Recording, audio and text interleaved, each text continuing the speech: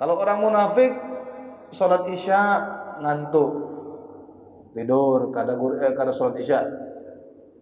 Salat subuh masih tidur. Subuh masih tidur. Nah, ini kita bisa melihat diri kita sendiri. Apakah kita termasuk orang-orang munafik ataukah kita orang-orang yang beriman kepada Allah Subhanahu wa taala? Dikit aja contohnya.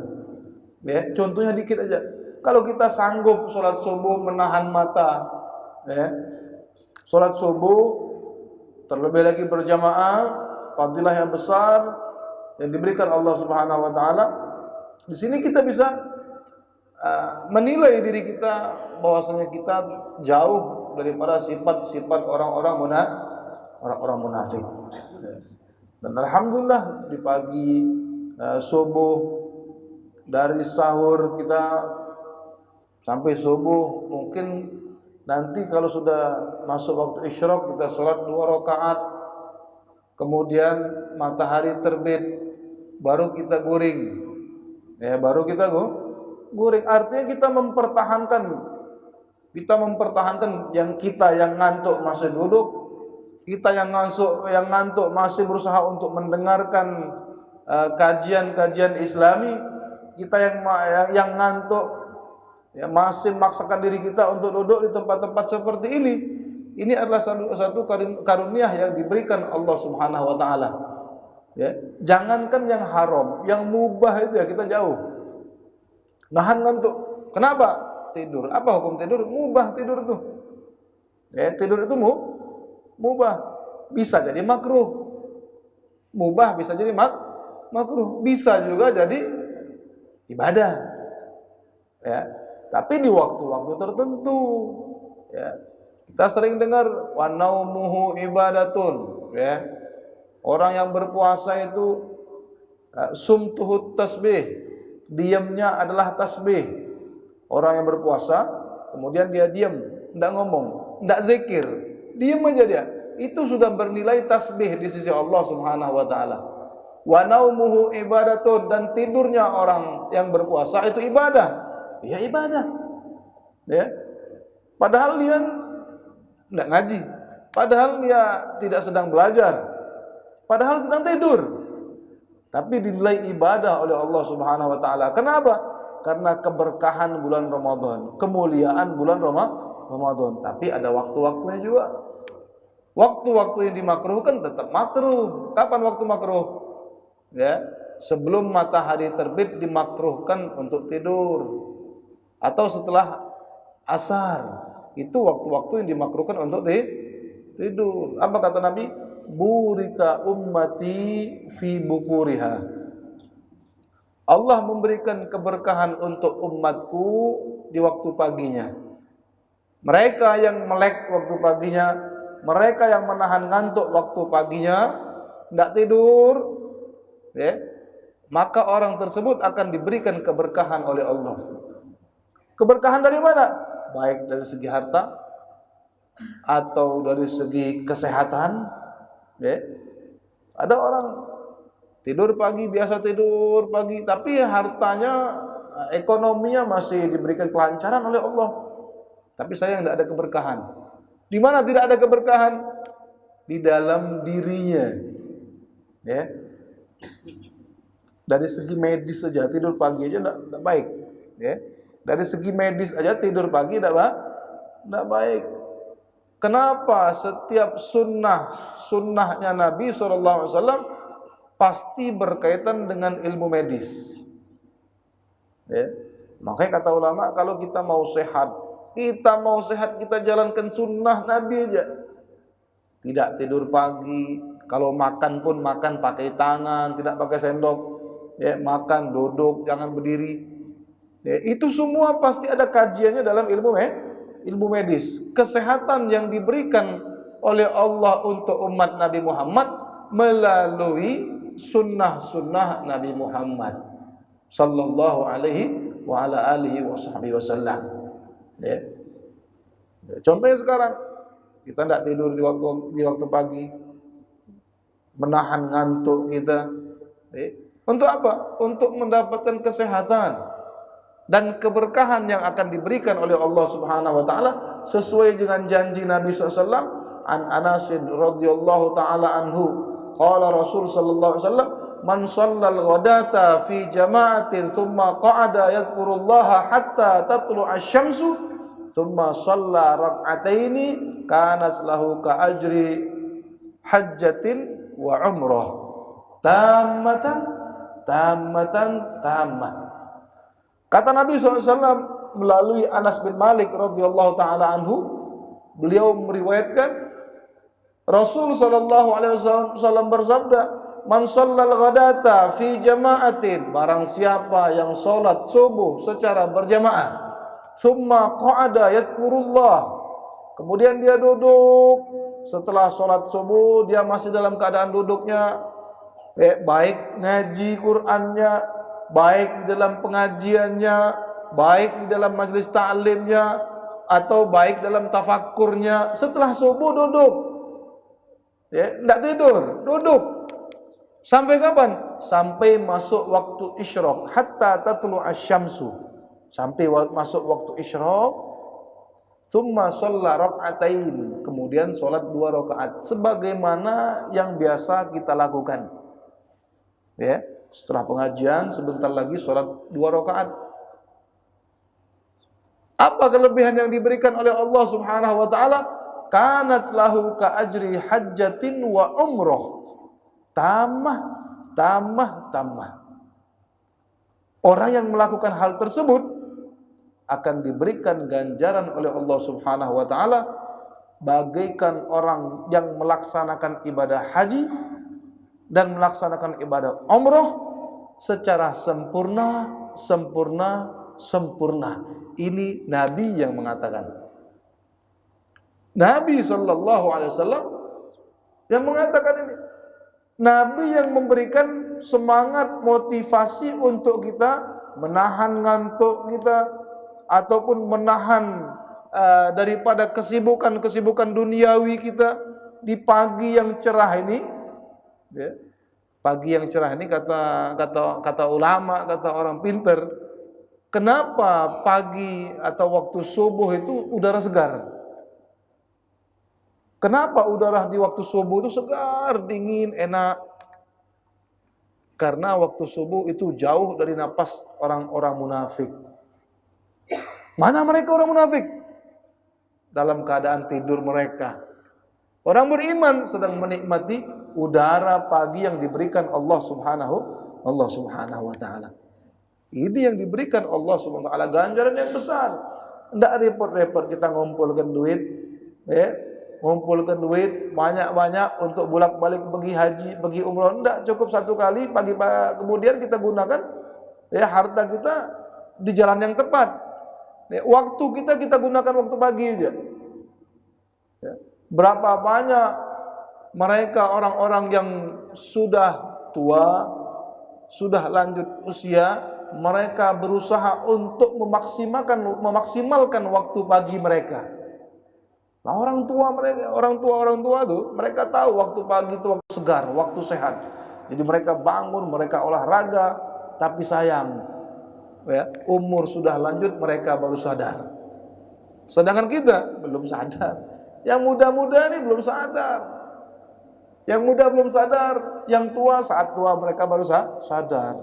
Menggunakan waktu pagi untuk hal-hal yang tepat itu adalah sebagian daripada kesehatan. Belum lagi upah atau ganjaran yang diberikan Allah Subhanahu wa taala. Belum lagi istighfarnya malaikat, doanya malaikat. Untuk siapa? An Abi Hurairah radhiyallahu taala anhu, anna Rasul sallallahu alaihi wasallam qala, Abu Hurairah meriwayatkan hadis dari Nabi sallallahu alaihi wasallam, al malaikatu tusalli ala ahadikum ma dama fi musallahu ma lam yuhdits. Allahumma ighfir lahu, Allahumma arhamhu. Kata Nabi sallallahu alaihi wasallam, al malaikatu tusalli ala ahadikum. Setiap kita yang duduk di sini dari waktu subuh, setelah melaksanakan ibadah sholat subuh, kemudian kita duduk bersama. Di situ kata Nabi, malaikat Allah Subhanahu wa taala sedang bersolawat kepada orang-orang di antara kalian. Setiap orang di antara kalian mendapatkan solawat dari malaikatnya Allah Subhanahu wa taala. Ya. Artinya doa daripada malaikat. Apa doa malaikat tersebut? Madama fi musallahu ma lam yuhdits. Ya, dapat doa dari malaikat selagi dia masih di tempat ibadah dia. Ya. Yang di masjid, tempat ibadah dia di masjid, sejadah dia, atau di rumah masih duduk di atas sejadahnya, malam yuhdits, selagi orang tersebut tidak batal, masih dalam keadaan bersuci. Kalaupun batal, dia ambil wudhu, duduk lagi di tempat ibadah dia. Apa doa malaikat? Allahumma ighfir lahu, Allahumma ighfir lahu, Allahumma arhamhu. Doa malaikat kita dapat, ya Allah ampunkan orang ini, ya Allah berilah kasih sayangmu terhadap orang ini. Doa-doa malaikat yang diberikan Allah Subhanahu wa taala. Belum lagi apa kata Nabi sallallahu alaihi wasallam? Setiap di waktu pagi itu ada 2 malaikat. Setiap waktu pagi ada 2 malaikat yang mendoakan orang-orang yang bersedekah. Belum lagi kita setelah ini mungkin ada yang mengeluarkan sedikit daripada hartanya, baik masuk ke dalam kotak amal masjid kah, atau memberi kepada tetangga kah, atau melihat orang di jalan kita kasih ke orang. Ya. Di situ malaikat berdoa juga untuk kita. Ya, apa doa malaikat? Allahumma aktsir malahu. Ya Allah, perbanyaklah hartanya. Kenapa malaikat berdoa? Tak kala melihat kita mensedekahkan harta kita. Ya, setiap pagi kita mengeluarkan harta kita. Ini obat juga. Termasuk obat. Setiap pagi kita sisihkan harta kita, ya, uangkah atau apakah yang bisa kita berikan kepada orang setiap pagi. Kita berikan kepada orang, kita dapat doa malaikat. Sedangkan orang-orang yang engken, orang-orang yang pelit, itu doakan oleh malaikat juga. Tapi malaikat berdoanya bukan untuk kebaikan. Ya. Berdoanya bukan untuk kebaikan. Malaikat tersebut tetap berdoa, ya Allah hancurkan orang ini. Ya Allah miskinkan orang ini. Kenapa? Dia kaya dan dia tidak bersedekah. Banyak keistimewaan atau ganjaran-ganjaran yang diberikan oleh Allah Subhanahu wa taala. Itu baru waktu pagi, belum siang, belum sore, ya, belum lagi dalam keadaan berpuasa, ya, belum lagi dalam keadaan yang kita sedang bermunajat kepada Allah, dalam keadaan-keadaan yang diperintahkan oleh Allah Subhanahu wa taala, yang mendatangkan keberkahan dari Allah Subhanahu wa taala. Ya, harapan kita, ya, mudahan kita meninggal dalam keadaan husnul khotimah. Sudah. Ya, harapan kita mudahan kita meninggal dalam keadaan beriman kepada Allah Subhanahu wa taala. Ya, berkat menjalankan semua perintah yang diperintahkan oleh Nabi sallallahu alaihi wa ala alihi wasallam. Ma'asyiral hadirin al-mayamin rahimani wa rahimakumullah. Kita membacakan sedikit daripada kalam al-Imam Al-Habib Abdullah bin Alawi Al-Haddad. Wa wassa biha Ibrahim banihi wa Yaqub ya baniya. Wa wassa biha Ibrahim banihi wa Yaqub ya baniya innallaha astafa lakumud dina fala tamutunna illa wa antum muslimun. Nabi Allah Ibrahim wassa biha Ibrahim banihi wa Yaqub. Nabi Allah Ibrahim alaihissalam serta Nabi Yaqub alaihissalam, mereka mewasiatkan kepada anak-anak mereka, la tamutunna illa wa antum muslimun. Jangan kalian meninggal kecuali dalam keadaan beriman. Begitupun kita mendapatkan satu peringatan dari Allah Subhanahu wa taala. Ya ayyuhalladzina amanu taqullaha haqqa tuqatih wa la tamutunna illa wa antum muslimun. Wahai orang-orang yang beriman, kata Allah, ittaqullaha haqqa tuqatih, bertakwalah kepada Allah dengan sebenar-benarnya takwa. Artinya orang yang al-Islam, al-iman. Ya ayyuhalladzina amanu taqullah, wahai orang-orang yang beriman, bertakwalah kepada Allah. Yang diberikan peringatan oleh Allah ini orang-orang yang beriman. Bagaimana dengan orang-orang yang tidak beriman? Ya ayyuhalladzina amanu taqullaha haqqa tuqatih wa la tamutunna illa wa antum muslimun. Dan jangan kalian mati, jangan kalian meninggalkan dunia ini kecuali dalam keadaan beriman. Yang diperingatkan oleh Allah adalah orang-orang yang beriman. Agar apa? Agar mereka mempertahankan keimanan mereka. Karena boleh jadi orang-orang yang beriman, ya, boleh jadi orang yang beriman di akhir-akhir hayatnya, ya, meninggal dalam keadaan su'ul khotimah. Ada, ya. Ini orang yang beriman, yang kuat imannya. Orang-orang yang sudah dekat kepada Allah diperintahkan untuk mempertahankan keimanannya. Bagaimana dengan orang-orang yang lemah?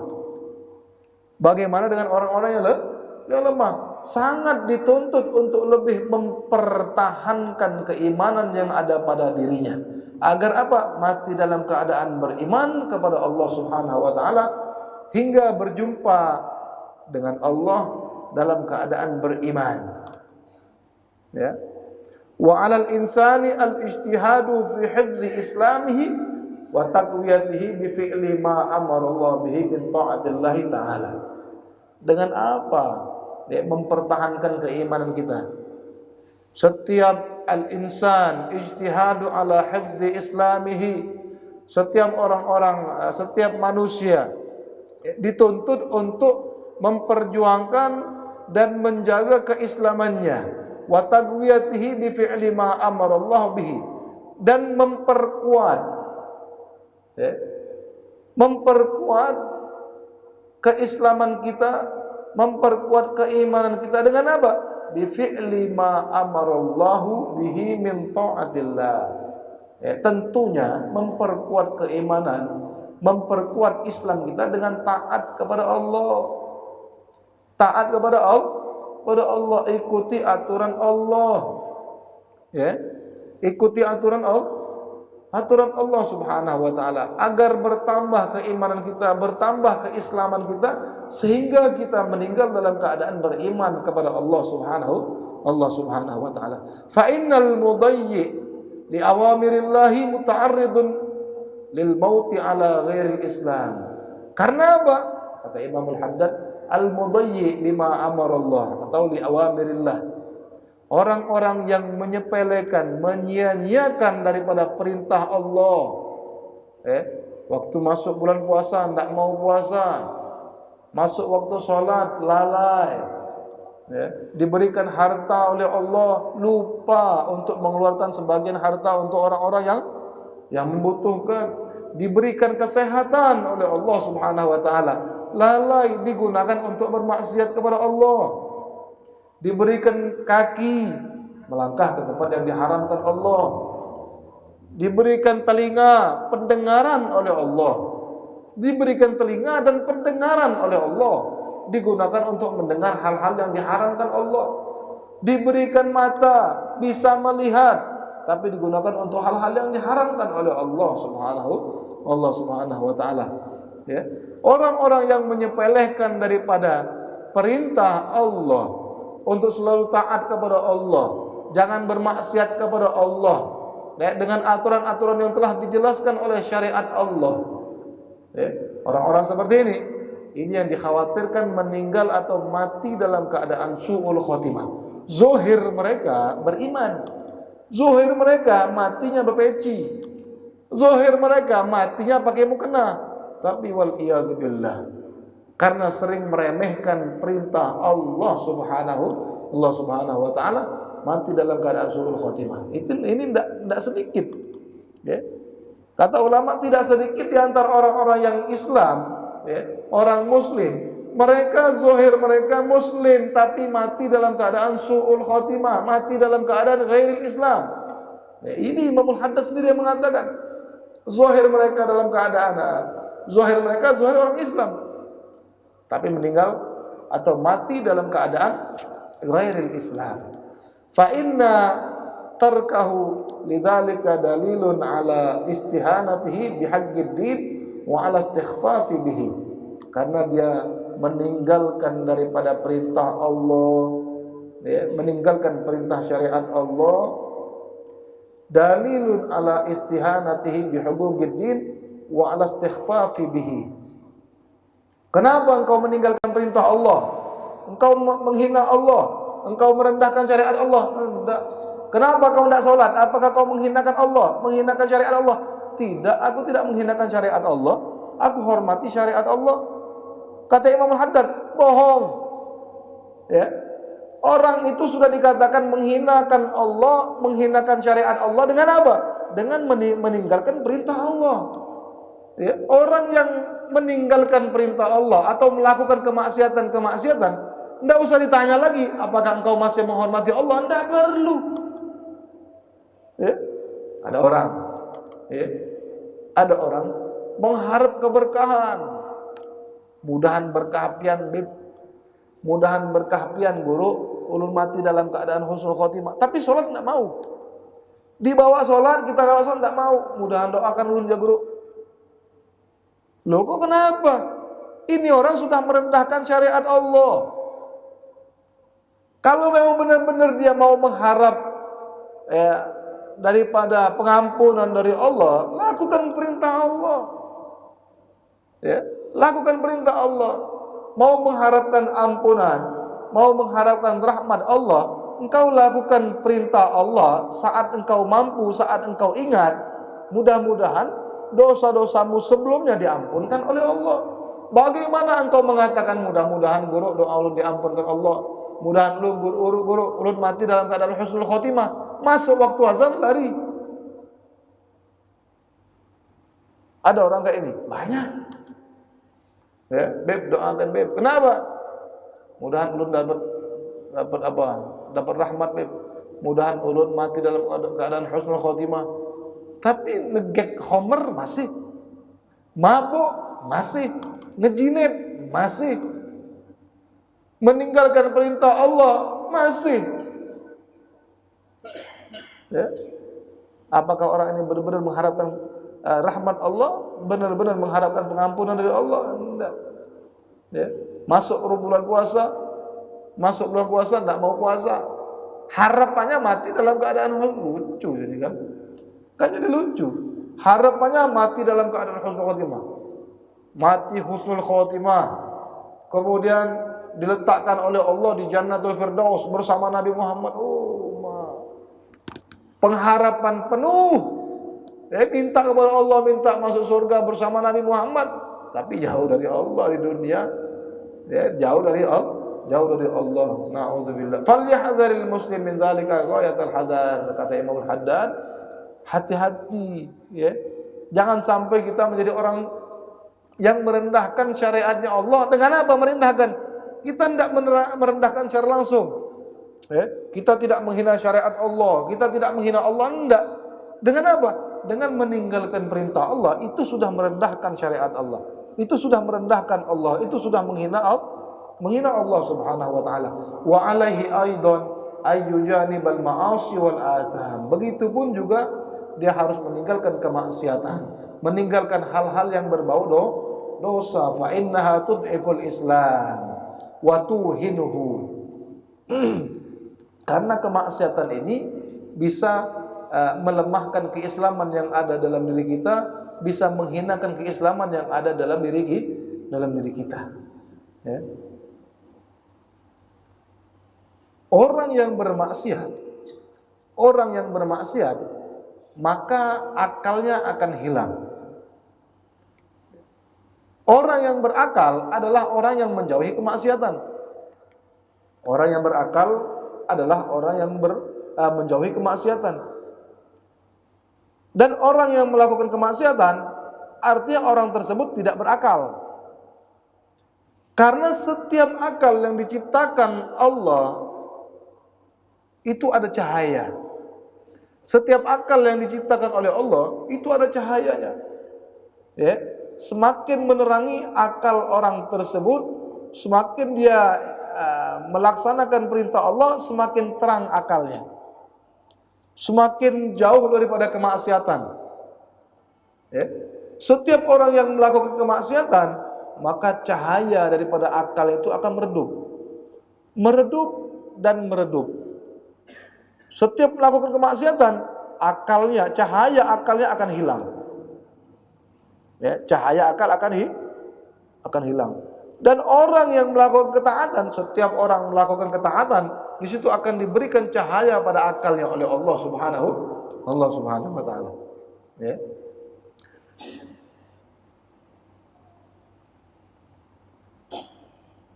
Fa innaha tud'iful Islam wa tuhinuhu wa tazalzala qawaidi wa tazalzala qawaiduhu wa tu'arriduhu lisalbi indal maut. Begitu pun kata Imam Al-Haddad, orang yang melakukan kemaksiatan, yang tidak menjauhkan diri daripada kemaksiatan, yang riba dengan tetap makan ribanya, ya, hindari riba, jauhkan riba, ya. Alladzina ya'kuluna riba, apa kata Allah Taala? Alladzina ya'kuluna riba la yaqumuna illa kama yaqumul ladzi yatakhabbathu syaitanu minal mas. Orang yang makan riba nanti akan dibangkitkan oleh Allah dalam keadaan sempoyongan. Ya, kita dalam keadaan hidup aja enggak mau kita bangun sempoyongan. Enggak mau sempoyongan. Apalagi nanti dibangkitkan dari kubur kita dalam keadaan sempoyongan, kayak orang mabuk itu nah.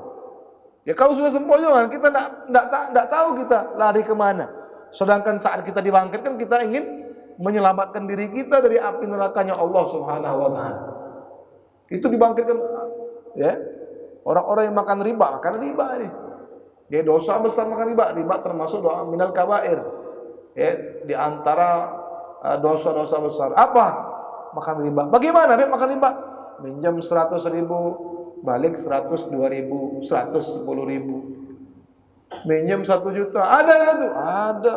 Rentenir.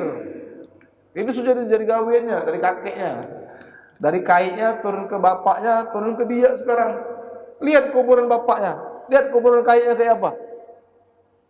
Ya. Lihat itu. Nauzubillah. Pasti ada keanehan dalam kuburan, keanehan pastilah. Setiap orang yang mandikan jenazah orang yang bermaksiat, makan riba pasti ada keanehan, tapi mereka dituntut untuk nutup aib. Dari ahli keluarga mereka harus tahu. Jadi yang biasa mandikan mayit, yang mandikan mayit, kalau menemui mayatnya dalam keadaan baik dimandikan, alhamdulillah. Tapi saat melihat satu keanehan yang ada pada mayit, jangan diam, panggil ahli keluarganya. Tapi jangan disebar aib, haram. Panggil ahli keluarga. Maaf, ini abah pian ini kenapa? Waktu mau dimandikan badannya keras, ya matilah Pak. Jelaslah mati, keras dia. Hendak waktu lidahnya hilang misalkan. Lidahnya hilang, kenapa lidah hilang? Apa sebabnya ini? Oh ini sering makan riba, abahnya rentenir Pak. Oh jauh pian.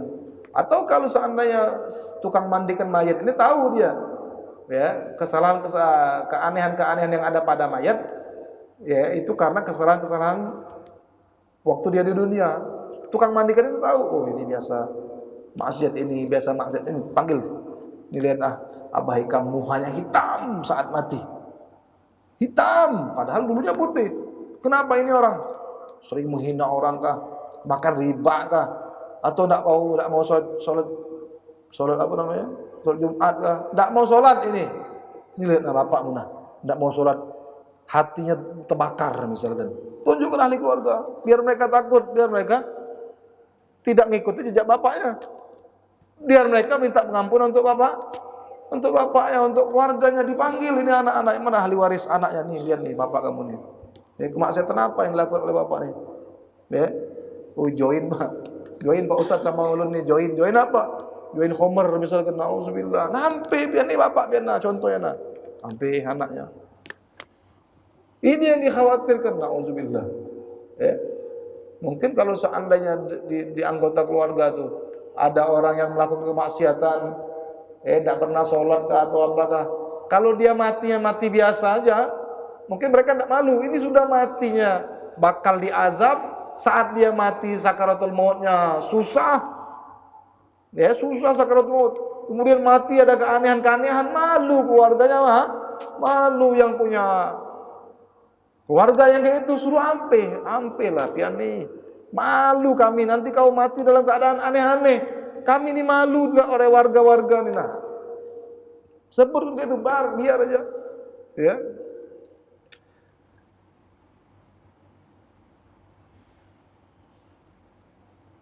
Wa tazalzalu qawaidihi wa tu'arriduhu lisalbil maut. Inilah yang menjadikan orang yang mati dalam keadaan tidak beriman. Ya, karena melakukan kemaksiatan saat dia hidup. Harapannya mendapatkan rahmat, harapannya mendapatkan pengampunan dari Allah, tapi tetap dalam kemaksiatan. Kama waqa'a dzalika wal iyad billah likatsirin minal malabisin laha wal musirrina 'alaiha. Kebanyakan yang terjadi. Untuk siapa? Al mulabisin, untuk orang-orang yang tertipu. Orang-orang yang tertipu banyak. Belajar sama si fulan, si anu, tapi tidak sholat, atau sholatnya cuma anggak-anggok aja. Masuk waktu sholat, ingat aja. Siapapun dia, al-mulabisin, laha wal musirrina 'alaiha. Mati dalam keadaan su'ul khotimah, mati dalam keadaan dicabut imannya oleh Allah, baik dia orang yang tertipu, tertipu dalam segi agamanya tertipu, ataukah itu orang kecanduan, sudah kecanduan. Ini yang bisa menjadikan orang mati dalam keadaan tidak beriman. Ada orang kayak itu, ada. Ulama ada. Bal'am bin Ba'uro. Ada seorang ulama, kiai besar namanya Bal'am bin Ba'uro. Ini kiai besar, ulama besar luar biasa. Matinya mati dalam keadaan fitnah. Mati dalam keadaan fitnah. Padahal seumur-umur dia beribadah kepada Allah Subhanahu wa taala. Seumur-umur dia beribadah kepada Allah, di akhir hayatnya mati dalam keadaan jauh dari iman. Oh, itu kejauhan ceritanya. Cerita siapa lagi? Cerita zaman Nabi. Terkena fitnah. Di zaman Nabi ada seorang sahabat Nabi. Saat Nabi melalui atau melewati daripada sekelompok sahabat, yang di situ ada Abu Hurairah radhiyallahu taala anhu. Ada Abu Hurairah dan ada sahabat-sahabat yang lain, di antaranya Rajal al-Unfuwah. Seorang sahabat yang bernama Rajal al-Unfuwah. Nabi lewat, langsung dikasapi Nabi, inna fikum la rajulan dirsuhu akbar min jabal Uhud. Kata Nabi SAW, sungguhnya di antara kalian yang berkumpul ini, nanti ada yang masuk neraka, kata Nabi. Padahal sahabat Nabi. Siapa mereka? Orang-orang yang hebat, sahabat-sahabat Nabi. Dirsuhu a'zam min jabali Uhud.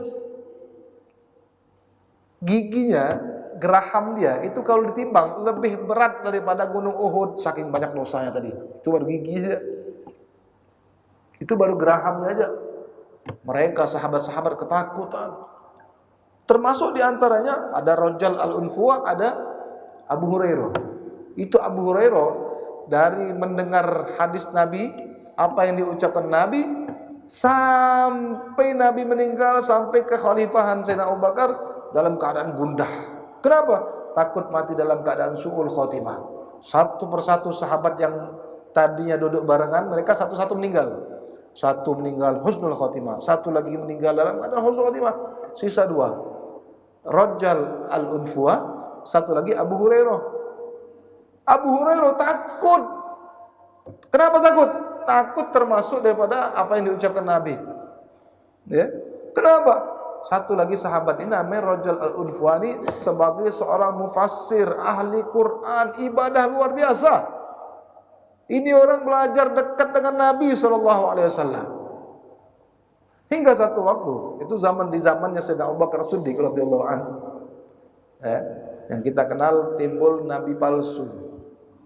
Musailamah al-Kadzab, timbul nabi palsu. Nabi pun ada palsu, apalagi cucu-cucu nabi habib palsu ada juga. Jadi tidak heran kita, ada habib palsu palsu dia. Nabi aja dipalsukan. Nah, saat ada Musailamah al-Kadzab, nabi palsu ini, Sayyidina Abu Bakar As-Siddiq radhiyallahu an memerintahkan sahabat yang bernama Rajal al-Unfuah. Rajal Unfuah dipilih oleh Sayyidina Abu Bakar karena kemampuan yang ada pada Rajal ini luar biasa. Dia ahli Quran, ulama termasuk, orang hebat. Bahkan dia punya pengikut, punya murid tuh banyak. Sampai Sayyidina Abu Bakar mikir ini, kalau seandainya Rajal ini berdakwah, tapi sayang dia ini orang miskin.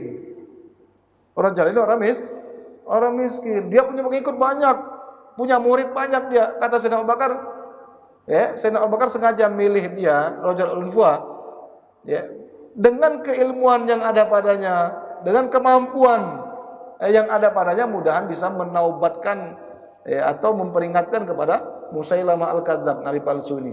Diperintahkan Rajal al-Unfuah dengan banyak pasukan, dengan banyak murid-muridnya datang mendatangi daripada Musailamah al-Kadzab, nabi palsu. Musailamah al-Kadzab ini paham, Rajal ini memang ulama ahli Quran luar biasa. Tapi dia tahu kelemahan Rajal al-Unfuah ini daripada sahabat ini. Apa kelemahannya? Dia ini orang miskin. Orang miskin.